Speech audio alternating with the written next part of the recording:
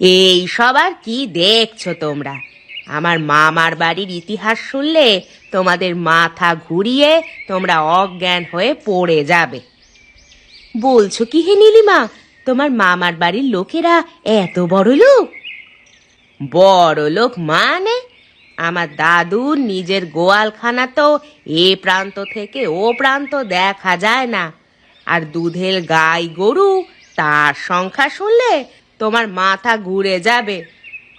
তাও মোটামুটি কতগুলো? নয় নয় করে তো 200 খানা হবে। বলো কি হে, তাহলে তো এতগুলো গরু পালনের জন্য তোমাদের ঘরে অনেক লোকজন রাখা থাকতো। সে তো বটেই। আমার মামার বাড়ির গ্রামের প্রায় অর্ধেক গ্রামবাসী আমার দাদুর ঘরে কাজ করত। নীলিমাদি, তুমি একটু মিথ্যে কথাটা বেশি বলছো। তোমার মামার বাড়ির লোকেরা মোটেই অতটা বড় লোক ছিল না। তোকে কে বললো? কে বললো তোকে? হ্যাঁ, তুই কি আমার মামার বাড়ি দেখে এসেছিস? নিজের চোখে দেখিনি, কিন্তু শুনেছি। বেশি বড় বড় কথা বলিস না তো লতা, তোকে এই জন্য আমার একদম ভালো লাগে না। সব সময় শুধু মিথ্যা কথা বলিস, সত্যি কথা বলবার সাহস নেই নাকি? আমি সত্যি কথা বলছি বলেই তো তোমার গায়ে জ্বালা হচ্ছে। তোমার মামার বাড়ির লোকেরা যদি এতই বড় লোক হয়, তাহলে তুমি এই গরিব ঘরে বিয়ে করলে কেন? আমার ইচ্ছা, তাতে তোর কি আসে যায়? হ্যাঁ, তুই এমন করছিস যেন তোর সংসার একেবারে বিরাট বিত্তমান। যা দেখি এখান থেকে। আমরা যেমন গল্প করছি করতে দে তো, আমাদের মাঝখানে আসবার তোর কোনো প্রয়োজন নেই।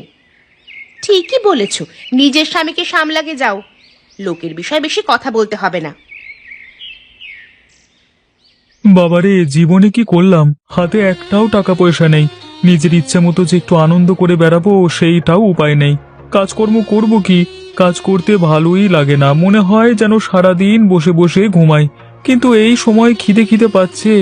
গিন্নিটা আবার কোথায় গেল কে জানে। গিন্নিটা যদি ঘরের কাজ না করে তাহলে উঠে খেতে পাবে না, মনে থাকে যেন। আরে, তুমি আমার কথা শুনতে পেয়ে গেছো? সে তো পেয়েছি বটেই। তুমি যদি সকাল থেকে উঠে আমার দোষ ধরতে শুরু করো, তাহলে তো আমার কানে তোমার কথা আসবেই। আমি তোমার দোষ কোথায় ধরলাম বলো দেখি? আমি তো বললাম খিদে পেয়েছে শুধু। তাই নাকি? তা খাওয়ার জন্য ঘরে যে বাজার করতে হয়, নুন মশলা এসব আনতে হয়, সেগুলো কি তোমাকে শিখিয়ে দিতে হবে? আরে, ট্যাঁক মেরে কথা বলবে না কিন্তু, বলে দিলাম। আমি সকালবেলায় উঠে তোমার কথা শুনতে চাই না। বেশি কথা বলো না। যদি আজকে তুমি 2 পয়সা ইনকাম করে ঘরে না আনবে, তাহলে তোমার আজকে খাওয়া বন্ধ। খুব তো বড় বড় কথা বলো। তোমার মামার বাড়িতে এটা ছিল ওটা ছিল, কই মামার বাড়ি থেকে কিছু আনো দেখি। তাদের কাছে যা আছে তাদের নিজেদের নামে আছে, আমাকে দেওয়ার জন্য তারা বসে নেই। যাও, ঘর থেকে বিদায় হও দেখি। তুমি আমাকে ঘর থেকে তাড়িয়ে দিচ্ছ? হ্যাঁ দিচ্ছি। আগে 1 পয়সা রোজগার করে আনবে, তারপর তোমাকে বাড়িতে ঢুকতে দেব, তার আগে নয়। তুমি বললে বিশ্বাস করবে না ভাই। আমার মাসির বাড়িতে একটা ছেলে আছে, তা সে বিদেশে চাকরি করে জানো তো। তার মাস মাইনে শুনলে তোমার মাথা ঘুরে যাবে। হ্যাঁ, মাসে 5 লক্ষ টাকা। পারবে? আমরা কোনোদিন চোখে দেখেছি? আজ পর্যন্ত চায়ের দাম কোনোদিন ঠিক মতো দেয় না, তার মুখে আবার বড় বড় ভাষণ। ভাষণ মারতে পারলে আর কিছু চায় না। ভাষণ মারতে পয়সা লাগে না তো। বুঝলে ভাই, এই হচ্ছে কথা। আমাদের জীবনে আমরা কি পেলাম? এই 2 টাকা ইনকাম করি, 3 টাকা বেরিয়ে যায় পকেট থেকে। হ্যাঁ, এইভাবে ঘর সংসার চলে। আমরা সারা জীবনই গরিব থেকে যাব, বুঝলে? আচ্ছা গোপাল, তোর মাসির ছেলের সাথে তোর ভাব আছে নাকি তোর সাথে কথা বলে না বল দেখি? আরে ভাব থাকবে না মানে? আমি যখনই তাদের বাড়িতে যাই আমাকে দাদা দাদা বলে একেবারে মাথায় তুলে রাখবার জোগাড়। তাহলে তুই একটা কাজ করতে পারিস তো গোপাল। আরে না না কাকা, তুমি কি বলো হে? আরে ওদের মতো কাজ করা আমার পক্ষে সম্ভব নয়। ওরা সব বড় বড় কাজ করে, আমাদের পক্ষে কি সেই কাজ করা সম্ভব? কোনোদিনই সম্ভব না। আমি সেটা বলছি না। আমার দোকানে এতদিনে চা খেয়ে যে ধার বাকি রেখেছিস, সেই ধার বাকির টাকাগুলো তো তোর মাসির ছেলের কাছ থেকে নিয়ে এসে দিতে পারিস, তাই না? তার মানে মাসির ছেলে আমার ধারের টাকা কেন দিতে যাবে? তাহলে এখানে লেকচার মেরে কোনো লাভ আছে কি? চুপচাপ খা, দিয়ে এখান থেকে বিদেয় হ। আজকেও নিশ্চয়ই আমার টাকা দিবি না, তাই না? একদম মুখ সামলে কথা বলবে কাকা। এরকম করে কথা বললে আমি তোমার দোকানে কোনোদিন চা খেতে আসবো না। আর না এলি বাঁচি। আমি তো ফ্রিতে চা খাবার জন্য দান শিবির খুলে রাখিনি। এখান থেকে দূর হ, যা। ঠিক আছে, সময় আসুক, আমিও দেখে নেব। কি করছেন বাবু, ব্যস্ত আছেন? আপনার সাথে কিছু দরকার ছিল বাবু। আপনার কি এখন সময় হবে আমার কথা শুনবার? আমি একটু নিজের চিন্তাতেই ব্যস্ত ছিলাম। হ্যাঁ বলো দেখি রতন, কি বলবে? বাবু গো, আমাকে দয়া করে আজকে একটা কাজ দিন গো বাবু, না হলে আমাকে যে আজকে আমার স্ত্রী ঘর ঢুকতে দেবে না বাবু। আপনি দয়া করে একটা কাজ দিন আমাকে। কাজের কথা বলছিস? মনে হচ্ছে তোর জন্য একটা কাজ আছে, বুঝলি? আপনি যা কাজ দেবেন আমি তাই করে দেব বাবু। হ্যাঁ, একদম আপনি আমার উপর বিশ্বাস রাখতে পারেন। হ্যাঁ বুঝতে পারছি, তবে কাজটা খুব বিশ্বাসের, বুঝলি তো? তোকে কি বিশ্বাস করে কাজটা দেওয়া যাবে?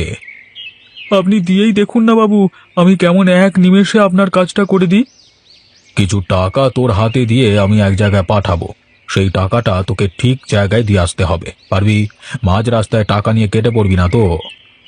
আপনি বিশ্বাস রাখুন বাবু, আমি কোনো মতেই টাকা নিয়ে কেটে পড়ব না। আমি আপনার টাকা যথা জায়গায় পৌঁছে দেব। তাহলে তুই একটু অপেক্ষা কর, আমি আমার হিসেবটা শেষ করে নিই, তারপর তোকে একটা ব্যাগে টাকাগুলো দিয়ে নামটা বলে দিচ্ছি তোকে কোথায় নিয়ে যেতে হবে। মানে বাবু, আজকে আমি কিছু হাত খরচা পাবো তো, মানে গিন্নিকে দেখাতে হবে তো।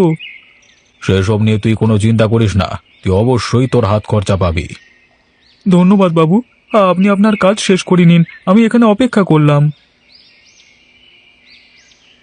আরে এখানে চায়ের দোকানদার বুড়ো আছে। হ্যাঁ, এখান থেকে যদি আমি চা খেয়ে কেটে পড়ি তাহলে বুড়ো ধরতেও পারবে না আমাকে। এই যাই যাই, বেশি দেরি না করে বুড়োর কাছে যাই। কি গো কাকা, এক কাপ চা হবে নাকি? হবে বই কি, আপনি একটু অপেক্ষা করুন, আমি চা আপনাকে দিচ্ছি। এক কাপ চা দিও তো কাকা, খেয়ে আমাকে একটা কাজে বেরোতে হবে। তা কোথায় চললি তুই? এই যে কাকা, অবিনাশ বাবুর একটা বিশেষ কাজে আমাকে যেতে হবে। এই ব্যাগটা একজনকার কাছে পৌঁছে দিতে হবে। যাক, শেষমেশ অবিনাশ বাবু তোকে দিয়ে একটা কিছু কাজ দিল, তাই তো? হ্যাঁ কাকা, অবিনাশ বাবু যদি কাজটা না দিত তাহলে আমি আজকে ঘর ঢুকতে পারতাম না, এমন পরিস্থিতি হয়ে গেছিল গো। কি বলছিস কি? বউ নিশ্চয়ই ঝগড়া করছে ঘরে, তাই না? তাহলে আর বলছি কি, সে বিরাট ঝগড়া। সকাল থেকে উঠেই আমাকে কথা শোনাতে শুরু করে, রাত্রিবেলা হলে কথা শেষ করে। বাড়ির পুরুষ মানুষেরা যদি কোনো কাজ না করে তাহলে এক বিশ্রী ব্যাপার, কেউ আহা বাছা করবে না রে। আরে আরে, আমার চায়ের দাম না দিয়ে এই লোকটা পালিয়ে গেল। আরে, আমার টাকার ব্যাগটা নিয়ে পালিয়ে গেল, কিন্তু লোকটাকে জানি না তো, এই মাত্র লোকটা কোথা থেকে এলো কে জানে। এবার কি হবে? তোমার না হয় 5-10 টাকার ব্যাপার, আমার তো হাজার হাজার টাকার ব্যাপার কাকা। আমাকে এবার অবিনাশ বাবু আর ছেড়ে কথা বলবেন না। এবার ঘর থেকে কেন মনে হচ্ছে আমাকে এই গ্রাম থেকেই তাড়াবে অবিনাশ বাবু। হায় হায় হায় হায়। কই গিন্নি, তাড়াতাড়ি খেতে দাও দেখি, খিদে তো পেটটা একেবারে চুই চুই করছে। তা কখন খেতে দেবে আমাকে? দিচ্ছি, দাঁড়াও।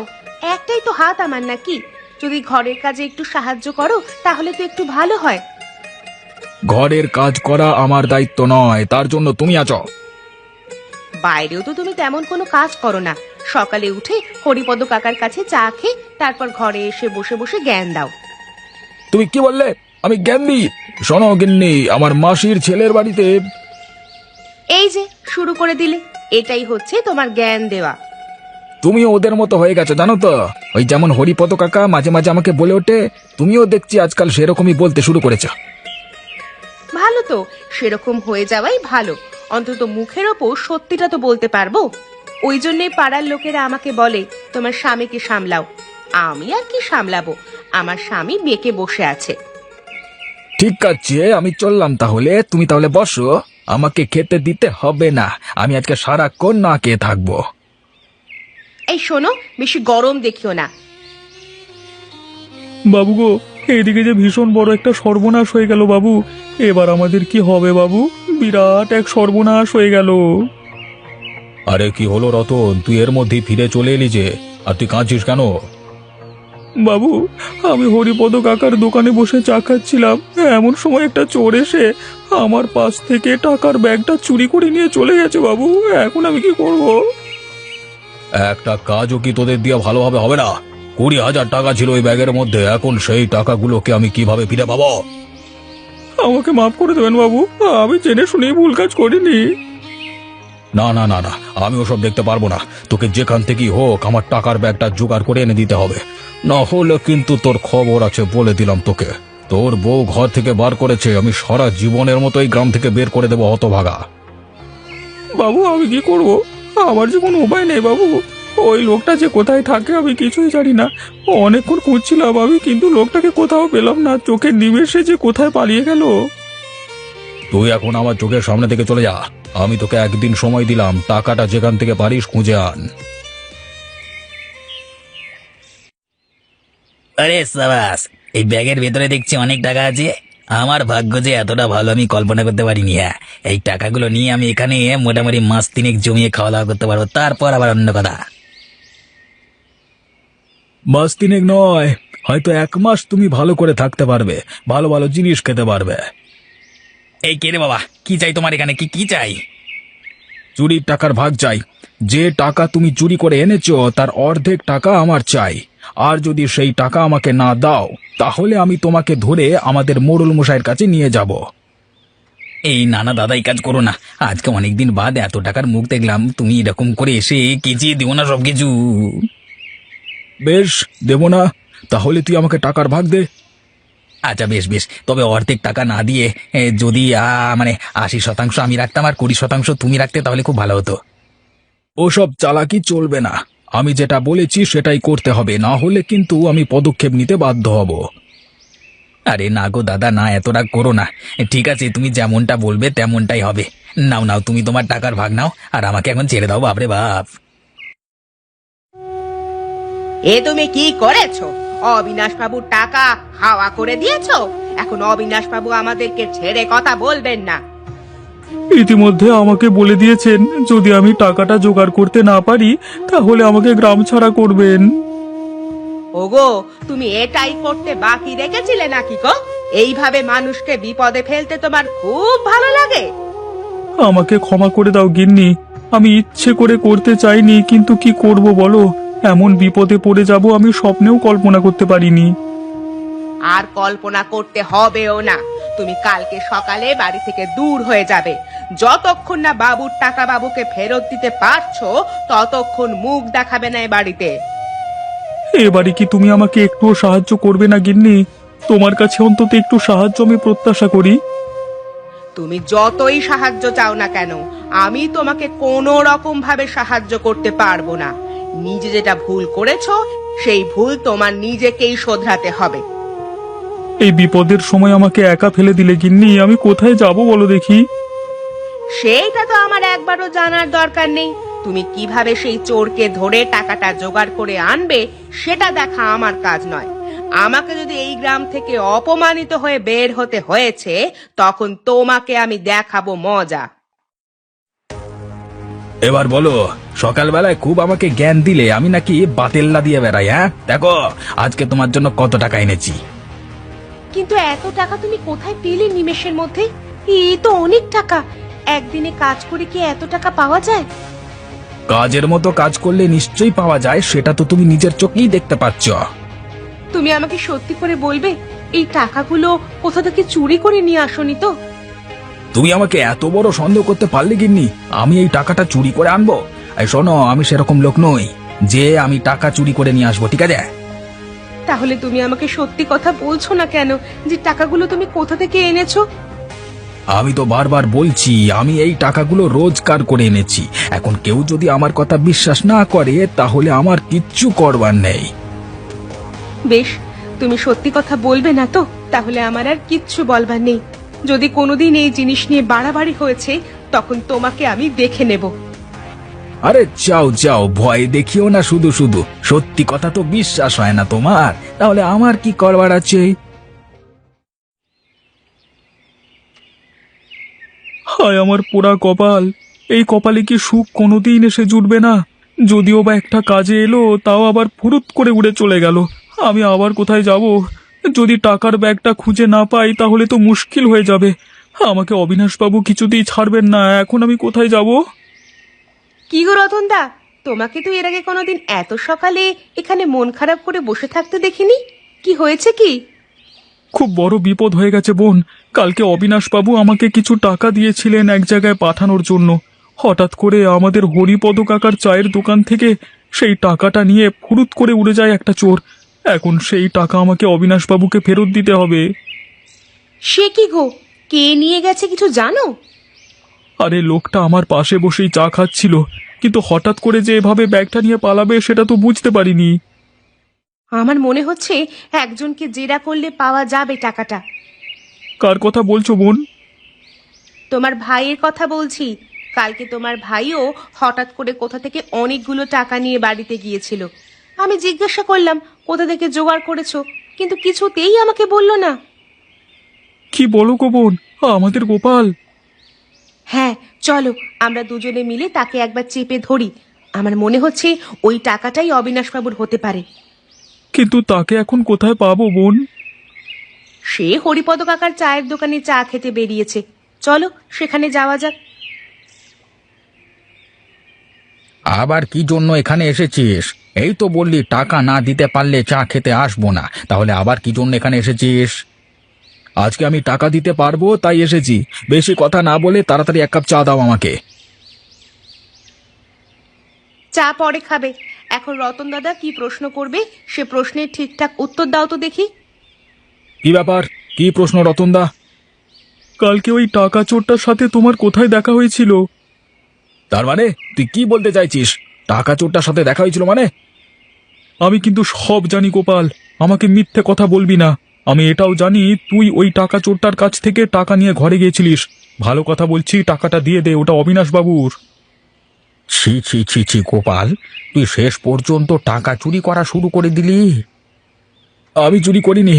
ওই চোরটা গাছতলায় বসে টাকা গুনছিল, তখন আমি চলে যাই সেখানে। তাই তার কাছ থেকে আমি অর্ধেক টাকা নিয়ে আসি। তুই আমাকে এক্ষুনি বল সেই চোরটার বাড়ি কোথায়। আমরা সেখান থেকে টাকাটা নিয়ে আসবো। ওই টাকাটা খুব দরকারি অবিনাশবাবুর।